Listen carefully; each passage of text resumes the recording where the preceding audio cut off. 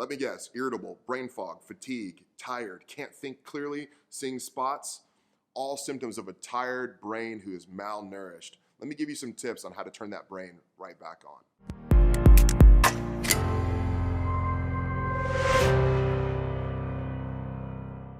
If we don't have our brains, we have literally nothing.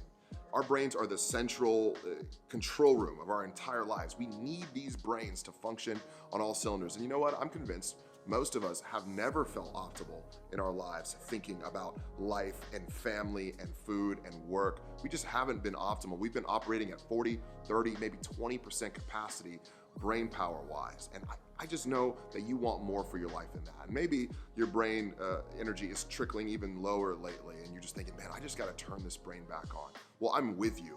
You need to turn it back on. But here's the thing, most people think they can't turn their brain back on. It's a lie. Your brain can grow, your brain can change, and you can start to think a lot better. The first thing we need to think about is that your mind actually doesn't want to go anywhere. Your brain wants to stay where it is. I hate to break this to you, but you're not a growing boy anymore, and you're not a growing girl anymore.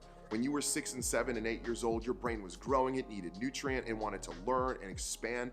But as you get older, your brain wants to stay where it is. This is called homeostasis. The brain wants to stay, okay? It does not want to move. But luckily for us, point number 2 exists, and it's this. You can change your brain. You see, there's a concept called neuroplasticity, that even though your brain doesn't want to move, even though it doesn't want to expand and change, that it actually can.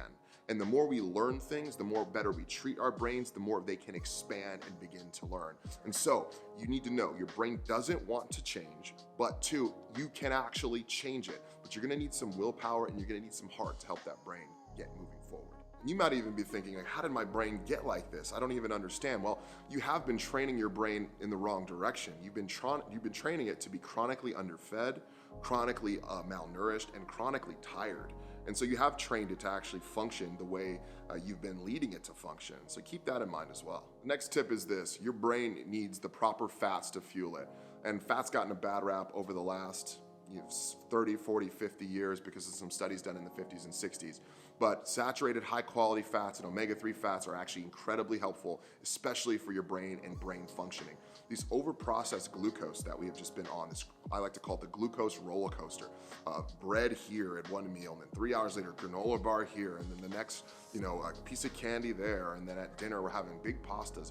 The glucose from all of those ingredients puts your blood sugar up and down and up and down, and your brain starts to use glucose as fuel rather than ketones or this version of fuel that can help our brains power up that comes from eating fat. And so I would encourage you, eat some high quality fats in there. Some things like fish, wild caught fish, not farmed fish. The difference is that wild caught fish has high levels of omega-3 and farmed fish has been fed corn and grain, which cause inflammation in your brain. And inflammation is the enemy of your brain. You do not want inflammation. So omega-3 fats through things like krill oil, wild Alaskan salmon is my favorite, or even salmon oil. You can get wild Alaskan salmon oil from places like Amazon. Make sure you look at the brands and get the right stuff.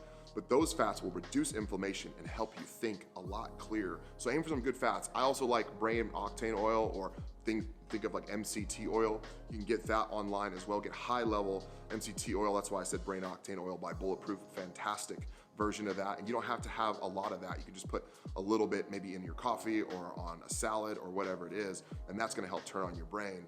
Another type of fat we need to get is that saturated fat. So that's gonna come from meat from grass-fed animals, high quality meat, not industrial farmed meat. And then things like grass-fed butter, really high quality saturated fat. Things like coconut oil, really, really good. And then even olive oil, which is a monounsaturated fat, which is great to have, especially when it's not heated. But heating it up can actually cause it to denature or to become toxic for your body. So you actually don't want to heat up olive oil or use it as any sort of cooking agent. I would always say if you're gonna cook, use saturated fat like grass-fed butter. Ghee is also really good. That's clarified butter, or even coconut oil. All good things to cook with if you're trying to look for healthy fats and squeeze them in that way. The next thing is that your brain is overworked. It needs a break from the technology. Absolutely schedule in breaks from your technology. You don't need me to tell you that, but I just want to be another reminder in the myriad of 1,000 reminders that you looking at your phone is overwiring your brain. You looking for the constant dopamine hits on Facebook and Instagram and Twitter and YouTube, looking for that comment, that like, all of those different things, that is wearing your brain out. Your brain needs a break. Things like meditation can be really helpful. I would encourage you to meditate over some scriptures, to relax, to get outside with friends and family if you can, and be studying the trees and the mountains and the lakes and the beaches. Those are great ways for you to give that brain a rest from all of the overstimulation that it's receiving. You've got to eliminate the brain's biggest #1 kryptonite, and that's sugar. Sugar is inflammatory. It is one of the main causes of all Western modern diseases, okay? It creates inflammation in the heart and in the brain. It is a total cancer. It causes cancer itself. You've got to get rid of eating so much sugar. Now, the average human being thinks they're not eating very much sugar. And the truth is you might think that as well. I'd venture to say you eat more sugar than you should. I think the average person shouldn't eat any more than 40 or 50 grams of sugar a day, and I think that is even being generous. I would encourage you to eliminate sugar altogether for the most part, and if you do have sugar, have it on very, very rare occasions. But sugar is so inflammatory, and it causes your brain fog. Nobody likes to not be able to think very clearly. That's why typically if you're like at a conference or something, or you're at work, after lunch, everyone comes back more tired because they eat bread or pasta, and the glucose spike from the sugar in that as it breaks down causes problems, or they're drinking a soda with lunch, and that soda's got 30 or 40 grams of sugar. By the way, all your sugar in one shot right there in one meal with one drink, and that's only one, and you come back after and your blood glucose goes up and then it drops. Be very, very careful for sugar. In fact, I would consider, like I said, eliminate it altogether. And even if you don't eliminate it forever, try eliminating it for 30 days and see how you feel. You'll go through a little bit of withdrawals the first few days, but after that, your brain's gonna feel amazing. And then I would say, yeah, have a soda and see how you feel. You're gonna realize, oh, this feels terrible. You're not gonna want it anymore. It would be a big failure on my part if I did not mention sleep.